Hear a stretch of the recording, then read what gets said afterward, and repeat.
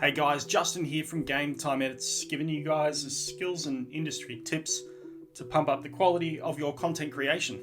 Today, we're focusing on the title tool. On-screen titles are quite commonly done in graphics programs like After Effects.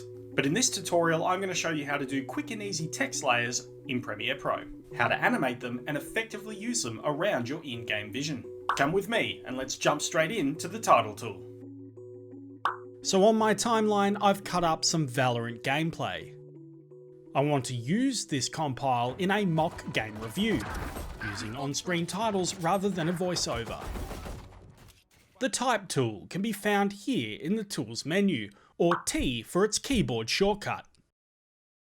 The main rule of thumb I follow when creating on-screen text is to create your text layers first, then animate them second.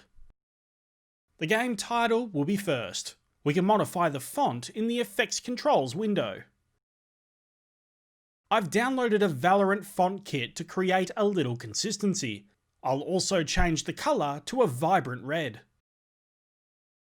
Note that the following steps are completely up to you. Take creative control when creating these layers. The next text layer will read Game Time Edits Review. But I want to change the colour and the font of this particular layer. I'm going to go with the iconic GTE purple. As you can see, I've kind of created a problem here.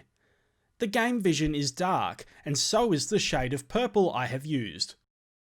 So I'm going to switch it up to white. That way my text will pop a great deal more. I've also encountered another issue. The W on the word review is overlapping an in-game graphic, which in my opinion looks a bit dirty without the proper treatment. There are many ways to fix this, but I'm going to go ahead and shrink down my font size using the scale scroll bar in the effects window to avoid the overlap. Now I'm going to add a third layer for my 10 out of 10 rating, because let's face it, Valorant is amazing. I'll increase the size slightly and give it a strong yellow colouring. Now, to animate our text. You fought well. On the timeline, I can stagger the rate in which the text appears by moving each layer, so they all have a different start time. The closer they are, the faster they'll appear. The further they are, the longer it will take for all three layers to be present on screen.